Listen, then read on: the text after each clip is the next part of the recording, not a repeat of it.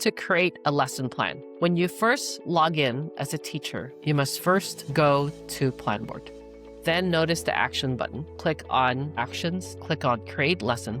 Select where you would like to have this card created that you would either share to students or just create one for future uses. In this case, I will create cards that will be used for the next upcoming week. My Algebra 1H class. Choose a label. Is this a homework? Is this a quiz? Is it a test? Class participation or in-class lecture? These are pre-loaded labels. In-class lecture is the only label that does not take into account points, because these other labels will take into account max points that will show up in the gradebook. In this case, I'd like to do one for homework, one for test, and one for in-class lecture. In-class lecture. Notice there is no max points.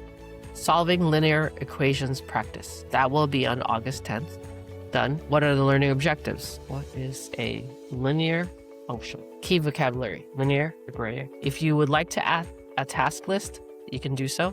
If you have a link, you can add it. You can add a link as well. If you have an attachment, you can do so by just looking at what kind of files you want. Save. Add new card. Select homework. Title, variables and expression. Date will be due August 11th. Max points 20. You may add a description to do so.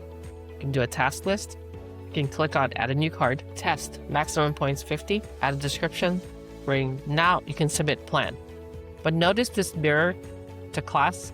That means that this card will be seen by all of your students. Notice the difference here. Let's say you forgot to click on mirror. You can click on mirror here. Mirror, mirror. But notice there's no max points for in-class lecture. Submit plan. Once you submit plan, front office will take you to the page where it's submitted in. It will highlight and animate exactly where it is. And that's where it is.